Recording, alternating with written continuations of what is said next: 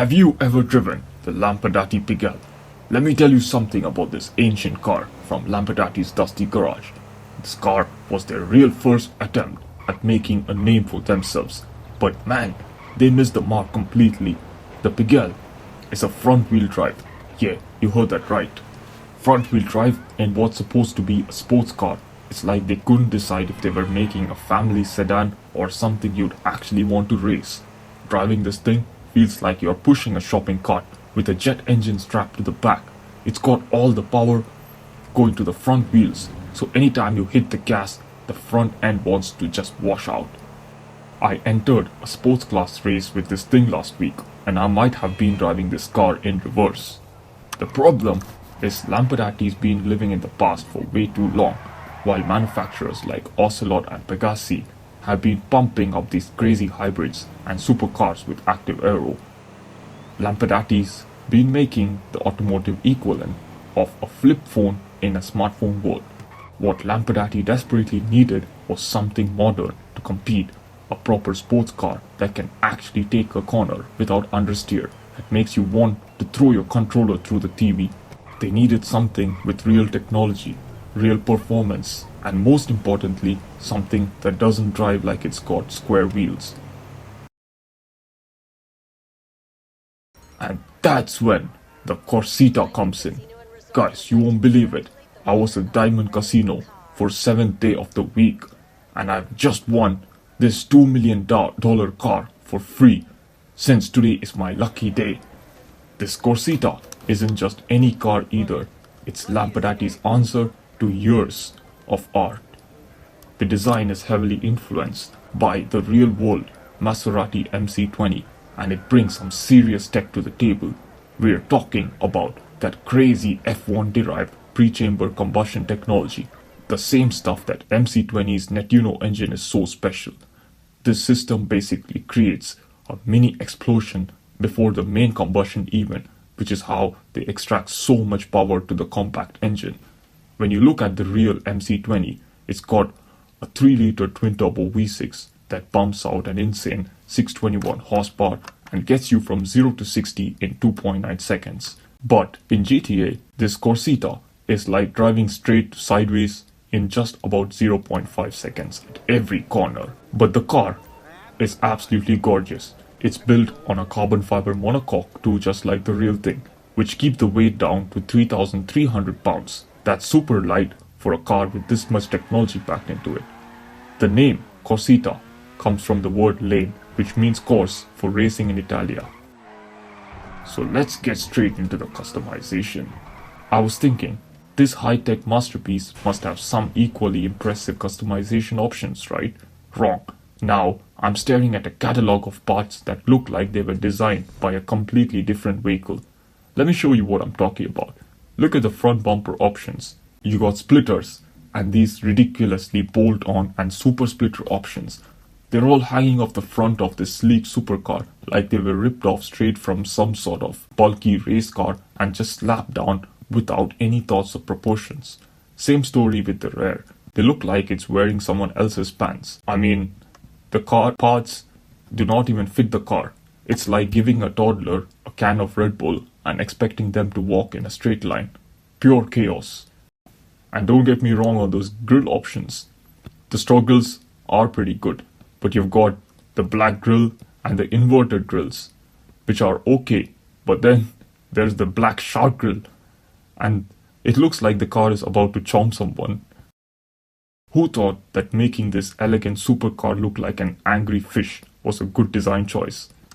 The liveries aren't too bad, don't get me wrong on that. The roof customization is just as disappointing. We've got carbon and the stock colors which transfer over to the side vents. And the best one is the plastic parts on a $1 million car, which is straight out of eBay. Even the spoiler options, which should be the most exciting part of a car, and they are let down. You've got the street spoilers in different variants, and they look like they were designed for a race truck and then stretched to fit this car. Check out the exhaust options. You got single tip, twin circle exhaust and twin box exhaust, which actually don't belong to the car. They look like they were stolen from someone's muscle car dustbin and DIY fit into the car. So after all this disappointment, I decided to keep it simple. I'm going with a clean, minimal build. Carbon stock roof, twin exhaust and stock grille. Sometimes less is more, especially where the more options look like they were picked by someone who's never actually seen this car. After finishing my subtle build, I was ready to experience what this masterpiece could actually do on the road. But this car doesn't just have an identity crisis in the auto shop. It's got some serious psychological issues on the road too. What happened next made me seriously question if Lampadati engineers actually test their cars before selling them. So I take this Corsita out for a trip, feeling hyped, but immediately this thing starts acting like it's possessed. I'm not even pushing hard, just taking gentle corners, and suddenly the back end swings out like it's auditioning for a drift competition. No handbrakes, no aggressive throttle, just pure chaos. This car cannot handle a basic turn without trying to spin itself around.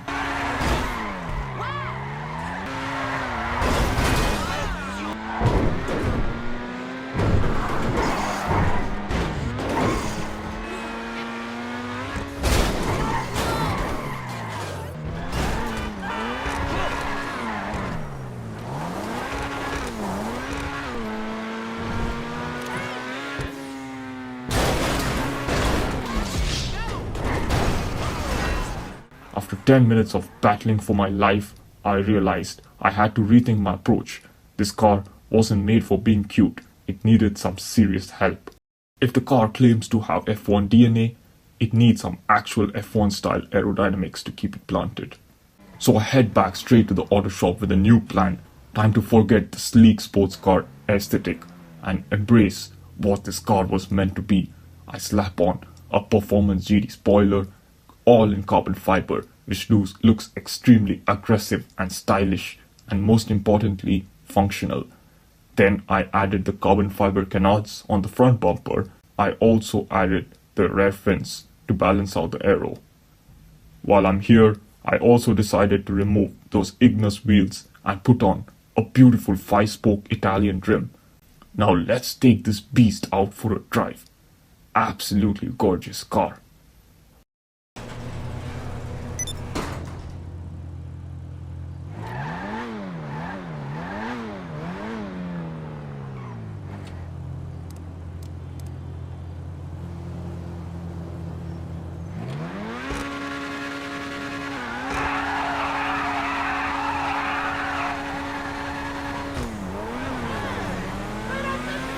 Acceleration, not terrible. It picks up speed decently. But top speed, that's where things get sketchy. Because the faster you go, the more the car wants to kill you. I'm not kidding. Fast cornering is a death sentence. The back end just decides it has personal goals, none of which involve your steering inputs. It's like the rear wheels have got their own computer, and their main objective is sabotage. And you know what's weird? The interior feels very familiar. That's because it's come straight from the Italy GTO.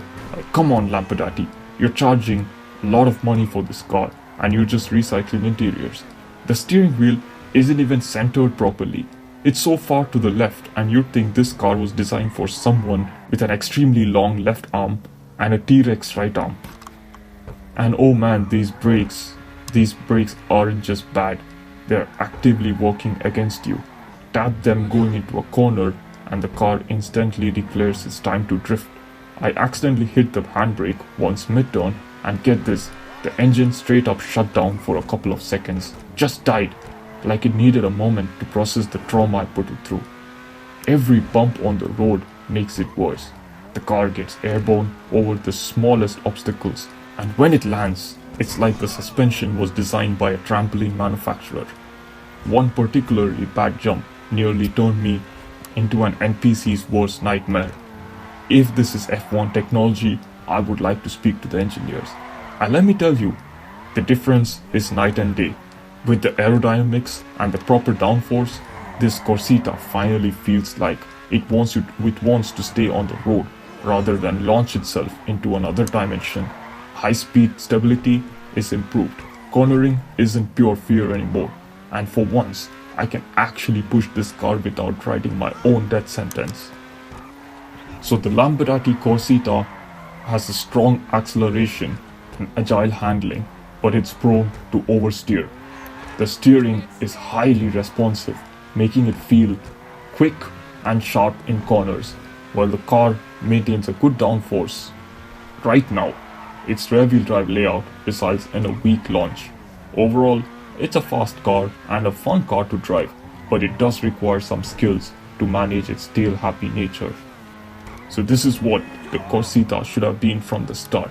A car that doesn't just look good, but it actually drives like it belongs to the road.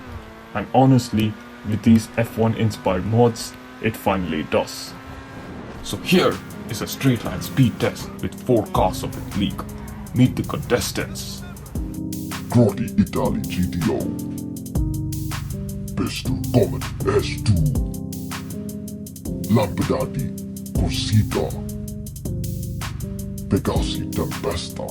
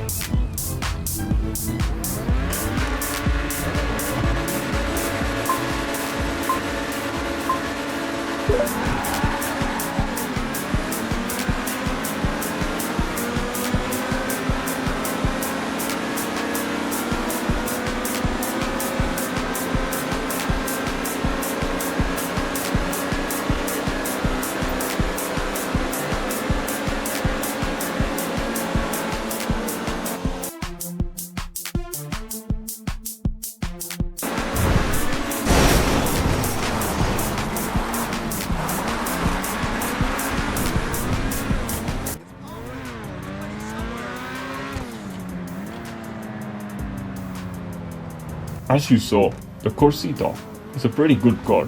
It came third, which isn't too bad, at least it wasn't last. So, before we leave, let's do a final launch, shall we?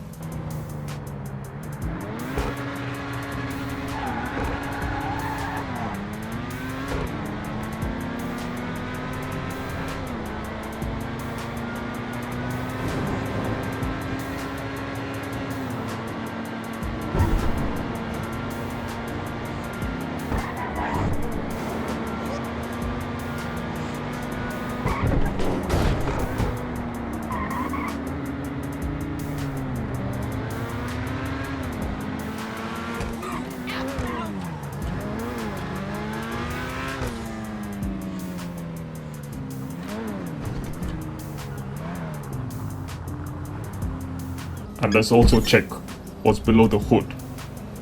This car, as you can see, the engine model looks like it has come with a V12 naturally aspirated straight from the Infernus Classic, the interior of an Italy GTO. And as you can see, we get to see the underbody and a few interior components just like the monocoque, which is actually made of carbon fiber. However, the other parts which are cosmetic, the other cosmetic parts on the outer body of the car are in some sort of a matte black color, which isn't actual carbon fiber. But a great interior, I would say, and an absolutely gorgeous car. It does drive well, but traction is the biggest issue, along with downforce and grip while cornering. So what's my final verdict on this Lampadati Corsita? And you guys must have been wondering, how much is this car worth? This car cost $1.8 million on the legendary motorsport website. So, is it worth dropping this $1.8 million on this beauty? Well, I haven't mentioned something. If you ever get sick of this car, which is a pretty disaster, you can still sell it back to the Los Santos Custom for about $1 million to $1.3 million, depending on your upgrades. Not a terrible investment considering how gorgeous this car looks in your garage. I love it, even if it handles like a shopping cart. But that carbon fiber monocoque and the looks of a beautiful Italian lady, this car is definitely worth adding to your garage. Thank you all for watching. Peace.